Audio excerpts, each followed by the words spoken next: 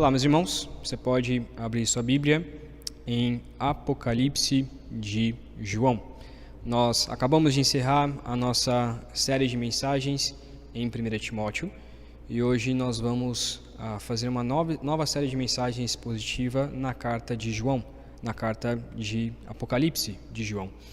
No entanto, não faremos uma exposição em todo o livro de Apocalipse, apenas no capítulo 2 e no capítulo 3, onde nós encontramos as cartas às 7 igrejas da Ásia, como é conhecida as 7 igrejas do Apocalipse.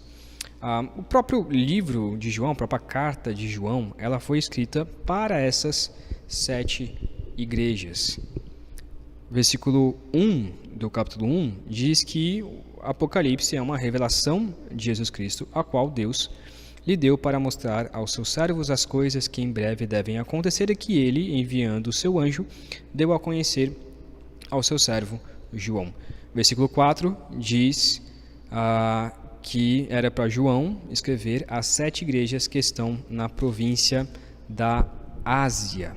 E essas 7 igrejas, como diz no versículo 11, é Éfeso, Esmirna, Pérgamo, Tiatira, Sardes, Filadélfia e Laodiceia.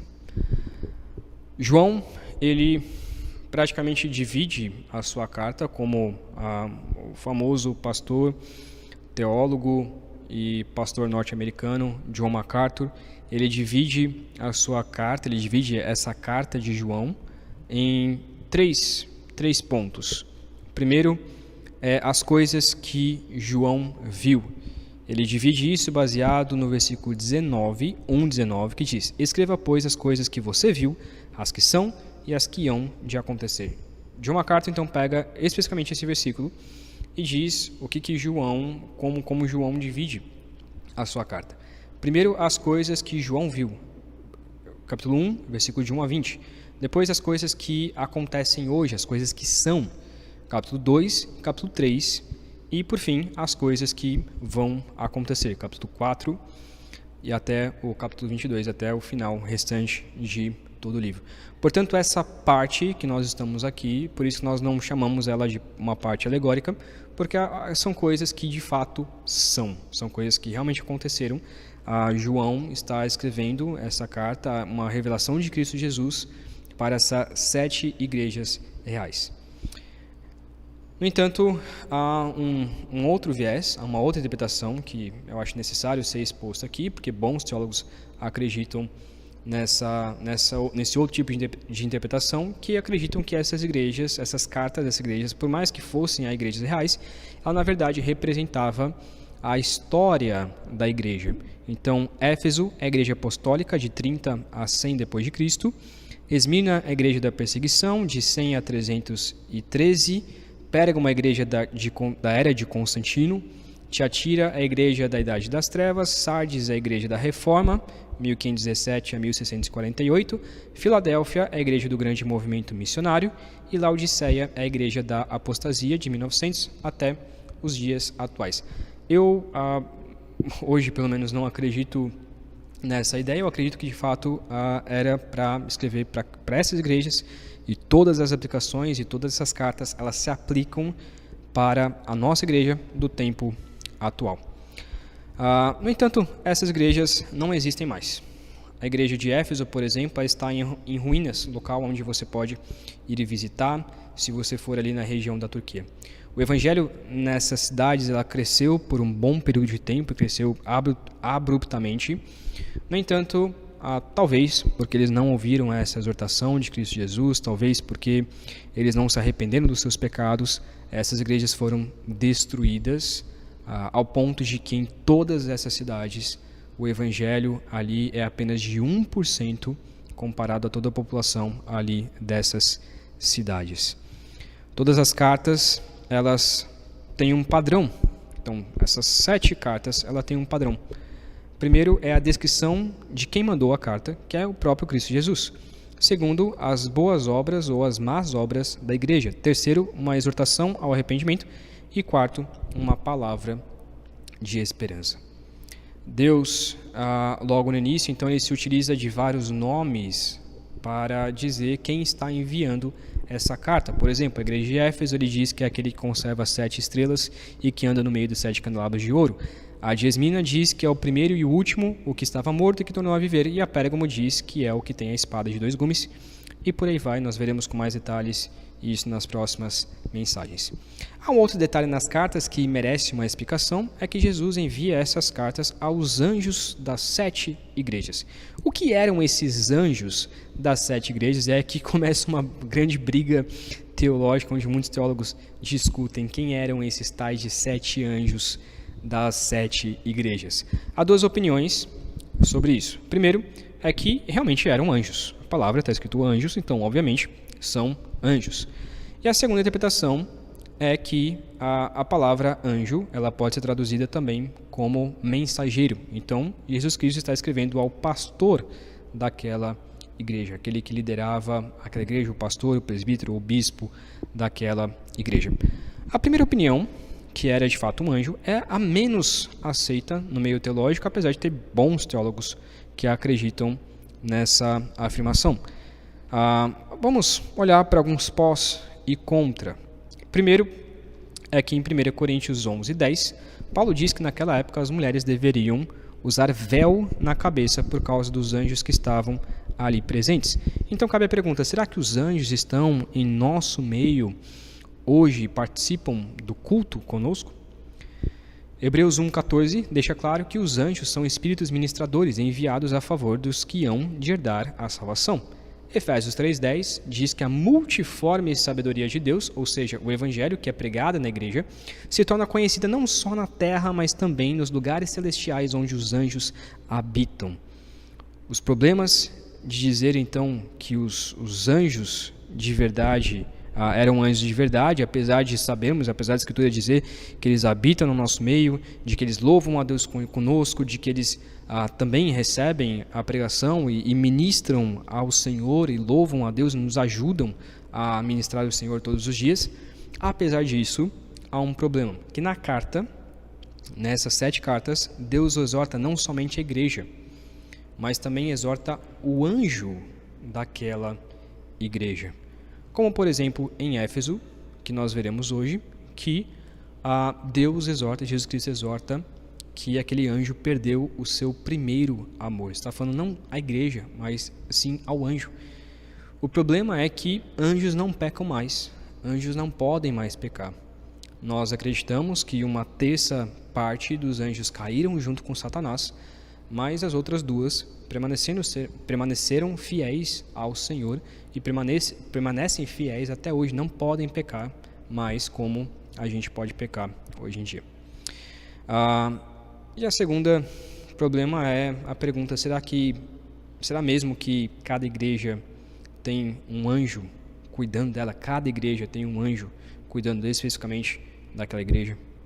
A segunda opinião, que é mais aceita, e bons teólogos como Augusto e Nicodemos acreditam que os anjos ali eram na verdade o pastor, o presbítero ou o bispo daquela igreja. A palavra anjo, ela na verdade significa mensageiro. Então, facilmente a palavra em Apocalipse poderia ser traduzida por mensageiro, e no caso, mensageiro da igreja é aquele que ministra a palavra todos os domingos, aquele que ministra a palavra do Senhor ao coração de cada cristão. Como Deus exorta o anjo mensageiro, ele também é pecador e é o que lidera a igreja, ele é chamado ao arrependimento e a liderar a sua igreja ao arrependimento. Hebreus 13:7 deixa claro que o pastor é quem deve zelar pelas almas das ovelhas e irá prestar conta de cada ovelha. E apesar dessas cartas serem em Apocalipse, ter muita alegoria nesse trecho da carta, Deus está realmente falando para uma igreja real com seu mensageiro real. Então, há esses pós aqui que de fato eram pastores, os mensageiros daquela igreja. O problema é que em nenhuma outra parte da Bíblia os pastores são chamados de anjos. Então, por que aqui em Apocalipse ele é chamado de anjo, sendo que em nenhum outro momento os pastores, os bispos, os presbíteros são chamados de anjos? No entanto, eu fico com essa segunda opinião, apesar de não descartar completamente a primeira. Para mim, eu aceito mais essa segunda opinião mesmo. Nós podemos resumir as 7 cartas a essas 7 igrejas da seguinte forma: a revelação do controle soberano de Cristo às igrejas encoraja a submissão e a adoração a Ele. Vou repetir. A revelação do controle soberano de Cristo sobre as igrejas encoraja a submissão e a adoração a Ele. Nós acabamos de ter uma série de mensagens em 1 Timóteo e vimos todos os detalhes sobre a cidade de Éfeso, o local onde Timóteo foi enviado. Por isso que eu não vou entrar em muitos detalhes aqui. Se você quiser mais informações sobre essa cidade de Éfeso, sobre como funciona, qual que era o diâmetro dela, qual que eram as especificações, o que eles acreditavam, você pode conferir lá em Atos 18, onde Paulo ele vai à cidade de Éfeso e lá começa a pregar o evangelho abertamente. Primeiro ele batiza 12 discípulos de João Batista, depois na cidade de Éfeso mesmo, ele prega o evangelho ali durante 3 meses na sinagoga. No entanto, por causa de uma perseguição contra Paulo, ele sai da sinagoga e começa a pregar o evangelho na escola de Tirano. Éfeso era uma cidade grande, mas uma cidade, por ser grande também, uma cidade idólatra. E as pessoas, no entanto, elas estavam deixando seus ídolos, estavam quebrando as suas imagens e passando a adorar ao Senhor. E pessoas estavam se convertendo muito, muito mesmo, porque estavam deixando seus ídolos, quebrando e se convertendo ao nosso Deus por causa da pregação do Evangelho. No entanto, os fabricantes de imagens de ídolos ficaram furiosos porque estavam perdendo seu dinheiro, que a multidão estava quebrando, porque eles não estavam mais comprando então essas imagens de ídolos. E esses fabricantes de imagens, eles reuniram a multidão ali em Éfeso e começaram a devagar, a poder colocar no coração daquelas pessoas que deveriam expulsar Paulo, aquele que seguia, aquele que fazia parte do caminho. E por conta disso, a grande multidão se reuniu e começou a gritar: grande é a Diana dos Efésios. Por conta disso, Paulo se sentiu pressionado, achou até mesmo que ia ser morto. Ele sai daquela cidade que tinha pregado, ele sai daquela cidade e vai para Macedônia. No entanto, o evangelho ele continuou crescendo ali. O evangelho ele continuou crescendo ao ponto de que Paulo mais tarde envia seu próprio filho na fé, Timóteo, para cuidar daquela igreja, para instituir presbíteros, para instituir diáconos, para ter um bom procedimento na casa de Deus, que é o fundamento da verdade. Vamos então propriamente a essa carta de Éfeso. Esqueci de dizer, mas o próprio João, o autor dessa carta de Apocalipse, talvez depois de Timóteo, a gente não sabe muito bem se foi junto com Timóteo ou se foi em outra igreja ali perto, na cidade de Éfeso, ele pastoreou a igreja de Éfeso. E antes de ser enviado para a ilha de Patmos, ele estava pastoreando aquela igreja. Então, provavelmente é por isso que a primeira carta é a carta a Éfeso, a igreja de Éfeso. Vamos então para a carta propriamente dita. Capítulo 2, versículo de 1 a 7. Primeiramente, vamos ver quem é o remetente da carta, quem enviou essa carta. Nós sabemos que é o próprio Cristo Jesus, como diz o versículo 1, mas qual é a descrição que Cristo Jesus faz de si mesmo e o que isso tem a ver com a igreja de Éfeso e o que isso tem a ver com a nossa igreja nos dias atuais? Versículo 1, então, diz assim: ao anjo da igreja em Éfeso escreva: essas coisas diz aquele que conserva na mão direita as 7 estrelas e que anda no meio dos 7 candelabros de ouro. O que Deus está dizendo aqui é que conserva na sua mão direita tanto os pastores da igreja quanto a própria igreja. É Ele quem cuida do pastor, é Ele quem guarda, é Ele quem conserva, é Ele quem dirige os passos e faz com que ele seja um bom líder. É Ele quem cuida da igreja, que é o cabeça, Ele é o cabeça da igreja, que está no meio da igreja e que dirige ela e faz com que as portas do inferno não prevaleçam contra a igreja. Se o Senhor for o cabeça da igreja, ela deve andar em santidade diante dele.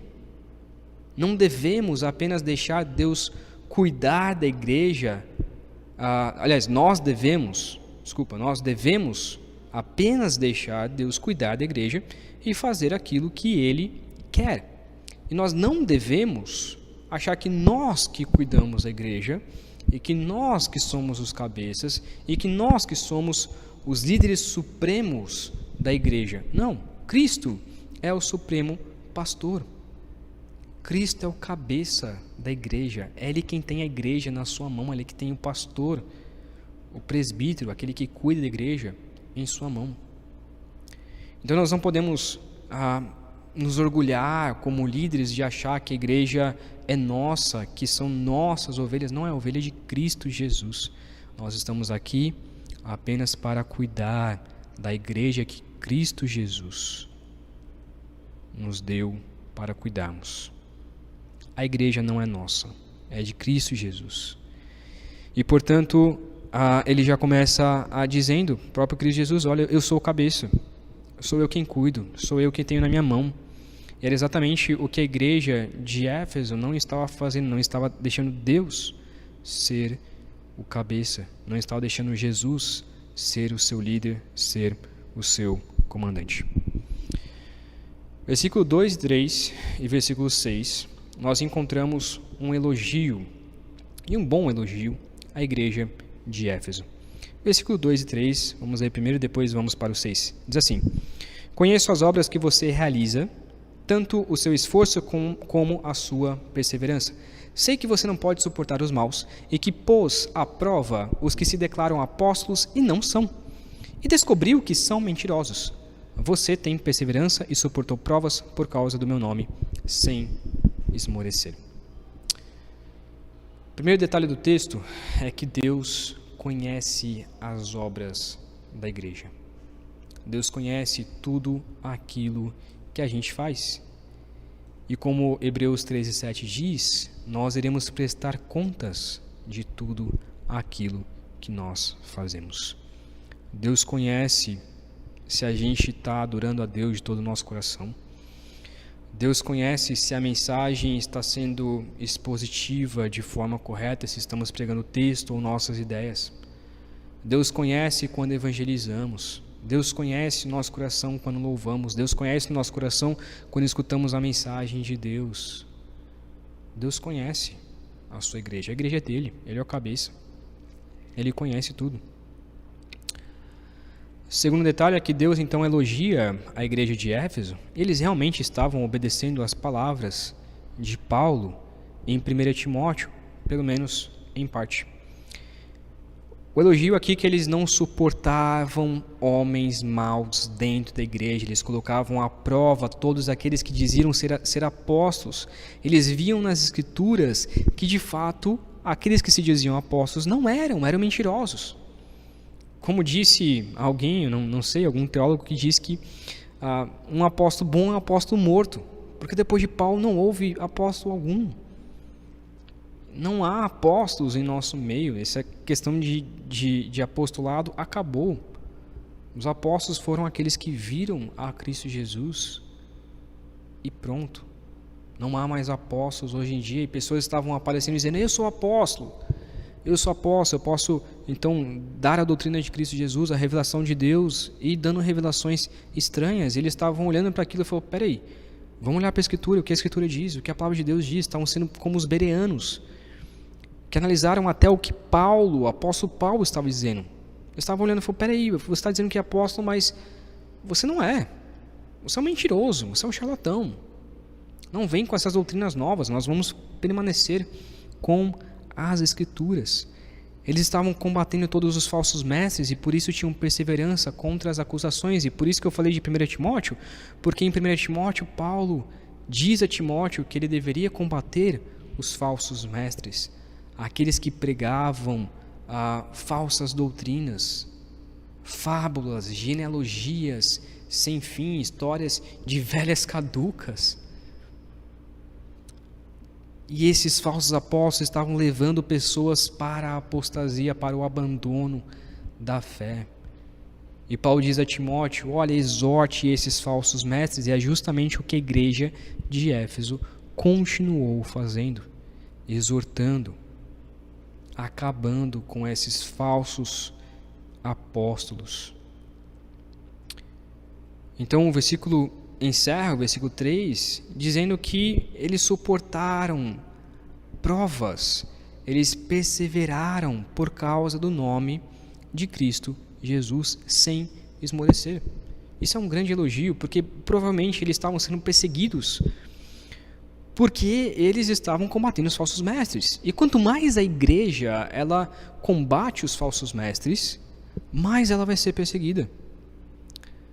Quanto mais nós dizemos contra doutrinas falsas, doutrinas atuais que têm surgido, mentiras, doutrinas de diabo, de Satanás, quanto mais a igreja verdadeira combate essas doutrinas falsas, esses pensamentos, essas filosofias falsas, mais a igreja é perseguida. E aqui cabe talvez uma exortação à nossa igreja. Será que nós temos pregado verdadeiramente o evangelho? Porque cadê a perseguição?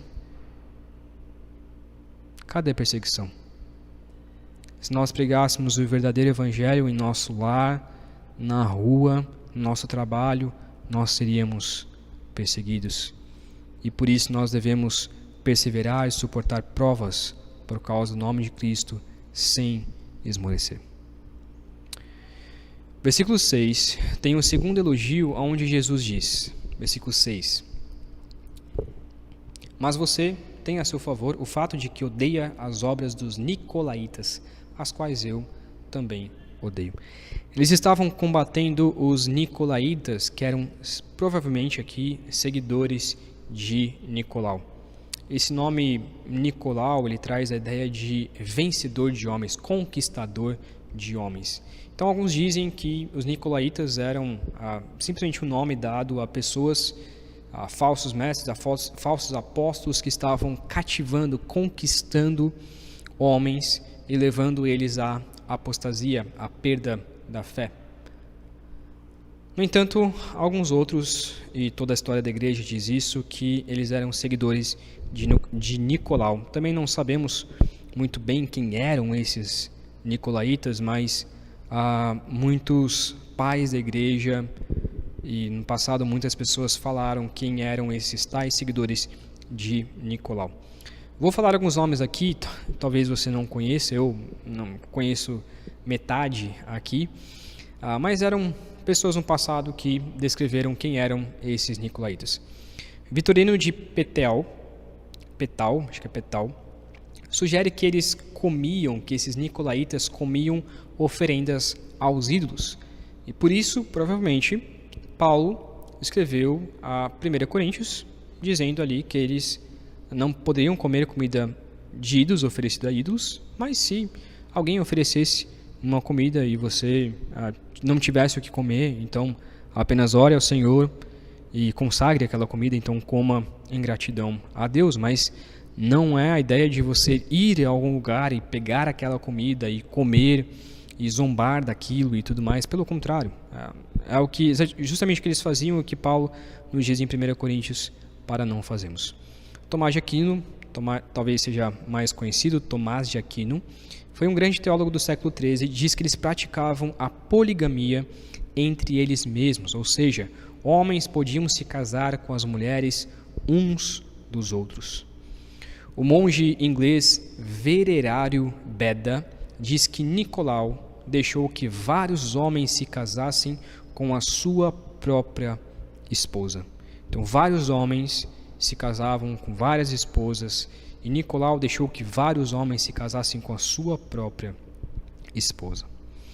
Graças a Deus, como destaca Eusébio de Cesareia, essa seita teve vida curta. Ela não permaneceu por muito tempo, graças a Deus. Não é algo certo, porém é um pouco curioso que Hipólito de Roma diz que esse tal Nicolau, criador dessa seita, era o mesmo que foi escolhido para ser diácono em Atos 6. Isso é curioso. Uma pessoa que havia sido escolhido para ser diácono porque tinha o Espírito Santo dentro dele, ali em Atos 6, ele talvez tenha perdido a sua fé, tenha apostatado da fé e se tornou um líder de uma seita horrorosa, de heresias tão graves, aos quais a igreja de Éfeso teve que lutar, combater e ser perseguida. Não é algo certo, mas é algo curioso de nós pensarmos. No entanto, o elogio para essa igreja é que eles estavam combatendo com afinco toda e qualquer tipo de heresia que permeava ali, principalmente dos nicolaítas. E isso de fato deve ser elogiado, pois hoje em dia as igrejas já não se importam mais em combater heresias. Deixam qualquer pensamento e ideia surgirem dentro dela e não fazem nada contra isso. Nada. Eu conheço igrejas e já participei de uma igreja que infelizmente o pastor arruinou com aquela igreja por causa do liberalismo teológico. Mas há igrejas legalistas, há igrejas que colocam regras que não estão nas escrituras, há igrejas que estão adotando outros tipos de pensamentos além das escrituras. E essas igrejas também devem combater, também a igreja deve combater qualquer pensamento, qualquer doutrina daquele falso mestre, daquele falso pastor. Igrejas próximas de nós estão passando pela mesma situação, onde entrou um pastor e detonou com aquela igreja, a igreja não soube nem o que fazer diante de uma situação tão horrível, tão horrorosa como essa. Estão deixando o machismo, o feminismo, o liberalismo, o legalismo entrar. Dizendo que não é pecado ser homossexual, não é pecado fazer sexo antes do casamento, não é pecado viver uma vida de adultério, não é pecado se casar quantas vezes você quiser, não é pecado, e não é pecado, e não é pecado. Mas quando nós olhamos para a Escritura, nós vemos o que é pecado e nós devemos combater qualquer tipo de pecado. 2 Timóteo 4:3, Paulo diz que haverá o tempo em que não suportarão essa doutrina. Pelo contrário, se cercarão de mestres segundo as suas próprias cobiças, como que sentindo coceira nos ouvidos. Pessoas estão buscando mestres segundo as suas próprias cobiças. Eu quero ter esse tipo de pecado, então eu vou buscar um pastor, eu vou buscar um mestre que diga que esse pecado não é pecado. Eu gosto disso, então eu vou procurar aquele pastor que diga que aquilo que eu gosto não é pecado, que eu posso ser feliz mesmo com esse tipo de pecado, mesmo com esse tipo de vida. Bom, eu quero me recasar e já é o meu 5º recasamento, eu vou procurar um pastor que possa fazer o meu recasamento, e se eu divorciar e casar com outra, não importa, o que importa é eu ser feliz. Pessoas procuram pastores segundo a sua própria cobiça. Nós devemos combater todo e qualquer tipo de heresia. Mesmo que eu, aqui pregando, pregue algo contrário às Escrituras, acrescente algo na lei de Deus, como Paulo diz em Gálatas, que eu seja anátema, que eu seja amaldiçoado. No entanto, o versículo 4 nos traz o pecado daquela igreja. O elogio é que eles estavam de fato combatendo qualquer tipo de heresia, e de fato isso é um elogio muito grande. A nossa igreja deve combater qualquer tipo de heresia, mas há um pecado. Sempre tem aquele mas. Versículo 4 diz assim: tenho, porém, contra você o seguinte: você abandonou o seu primeiro amor.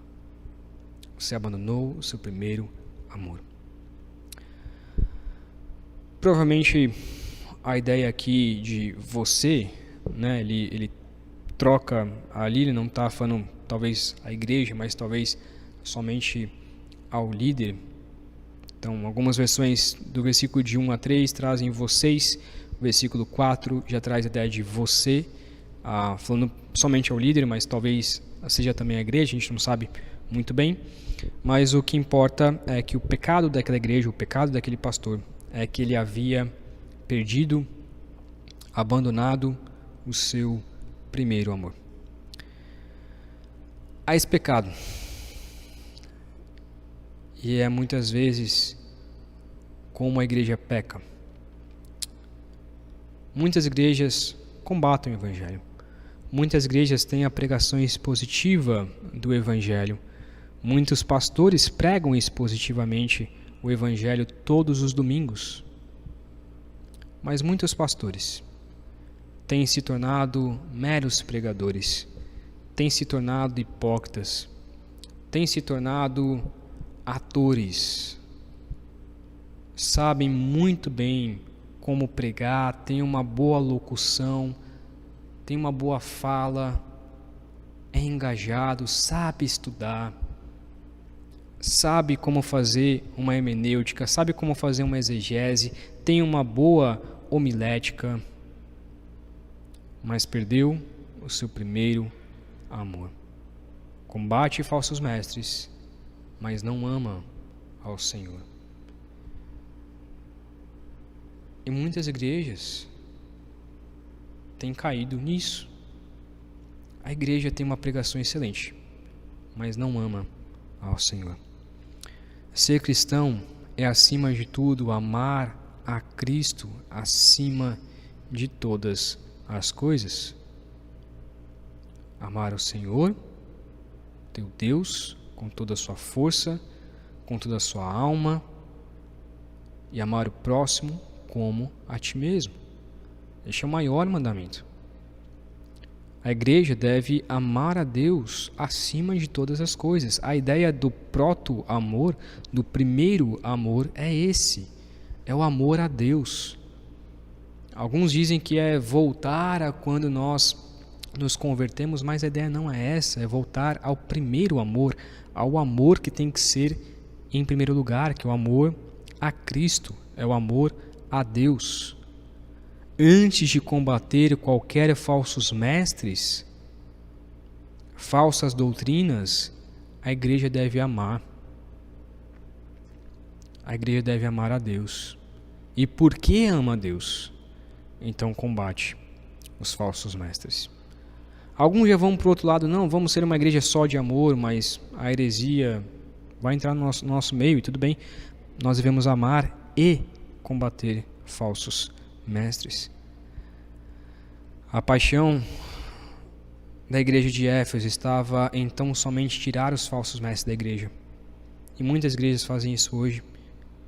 São igrejas que têm uma boa doutrina, são uma igreja que segue catecismos, que segue boas doutrinas, boas confissões de fé, tem boas pregações, tem bons pastores, mas é uma igreja morta, é uma igreja fria, é uma igreja que o pastor acaba a pregação e já vai para o seu gabinete porque não quer conversar com as pessoas, não quer ter contato com elas, não quer ter cheiro das ovelhas. Devemos amar acima de tudo. E é por isso que no versículo 5 diz assim: lembre-se, pois, de onde você caiu. Arrependa-se e volte à prática das primeiras obras. Se você não se arrepender, virei até você e tirarei o seu candelabro do seu lugar. Deus os exorta a se arrependerem, a voltarem à prática das boas obras, que era o amor a Cristo, o evangelismo, a comunhão, o louvor, a verdadeira pregação da palavra, uma palavra com zelo a Deus, uma palavra com amor a Deus, uma palavra de fato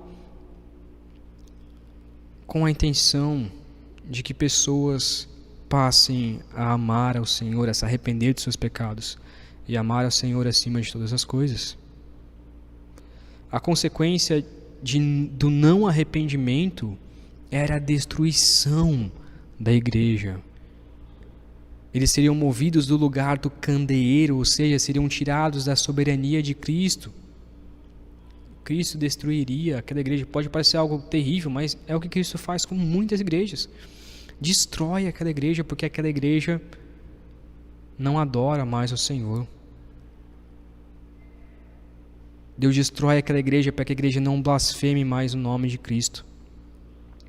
E é justamente o que Deus faria com essa igreja se a igreja não se arrependesse, e provavelmente foi exatamente isso que aconteceu com a igreja de Éfeso. No entanto, há uma esperança. Versículo 7 diz assim: quem tem ouvidos, ouça o que o Espírito diz às igrejas.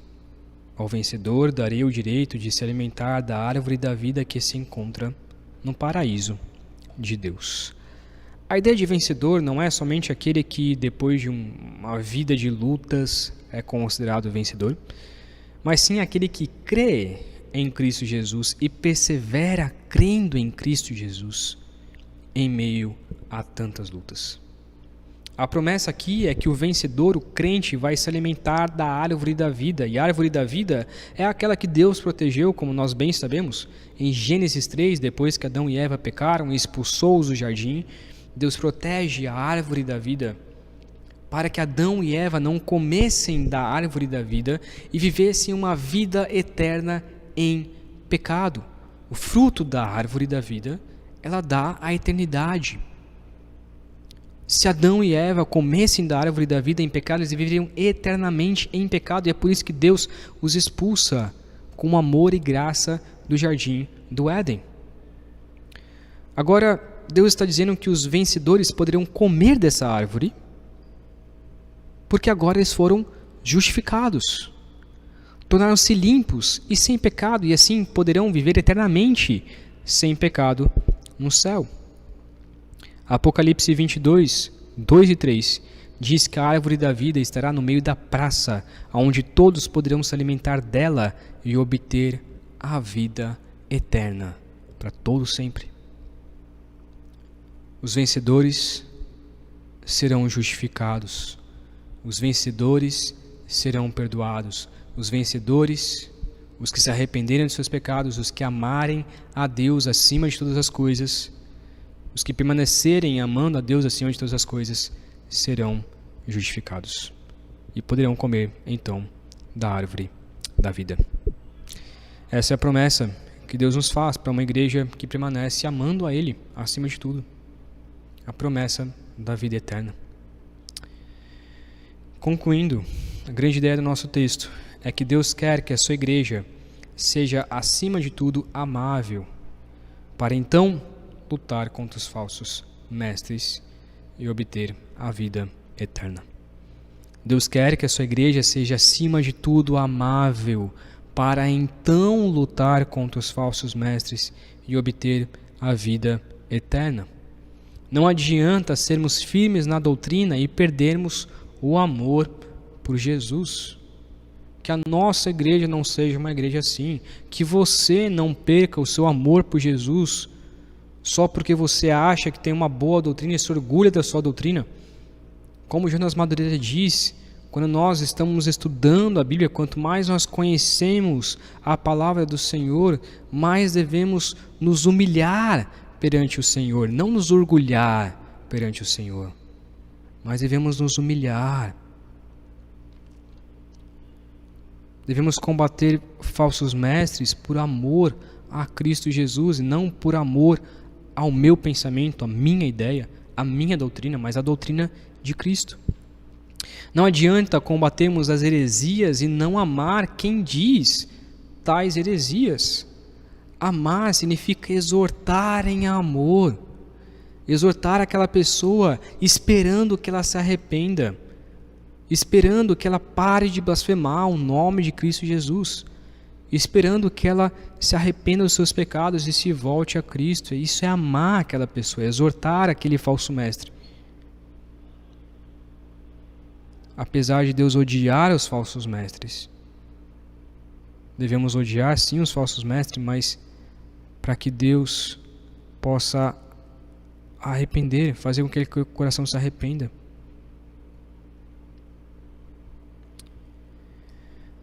Não fale, como diz uma música, não fale que conhece a Cristo Jesus se você esquece Cristo Jesus em cada esquina. Não fale que você encontra a Cristo Jesus nas suas ondas de fé e não na palavra. Nós devemos conhecer a Cristo Jesus. Nós devemos saber quem é Cristo Jesus. Nós devemos amar a Jesus acima de todas as coisas. Para então combater os falsos mestres. Para então combater os nicolaítas de hoje em dia. Para então vivermos a vida em Cristo Jesus. O amor em Cristo Jesus, a vida que Deus espera da nossa igreja. Que você possa amar, mas também exortar os falsos mestres e ter a esperança na vida eterna. Vamos orar. Meu Pai querido, obrigado pela Tua palavra. Nos ajude a não sermos como a igreja de Éfeso. Nos ajude a amarmos ao Senhor acima de todas as coisas. Nos ajude a amarmos a Deus, a amarmos o próximo e a servirmos ao mundo. Nos ajude, ó Pai, a exortar falsos mestres, sim, mas por amor à Tua palavra, por amor ao Senhor e não por amor a nós mesmos. Que a nossa igreja Te busque todos os dias, que a nossa igreja possa ser saudável diante do Senhor e buscar amar ao Senhor acima de todas as coisas. Nos perdoe, porque muitas vezes nós não amamos a Ti. Nos perdoe porque muitas vezes não cumprimos aquilo que o Senhor nos manda fazer. Te pedimos que essa série de mensagens possa transformar a nossa igreja. Assim oramos, em nome de Cristo Jesus. Amém.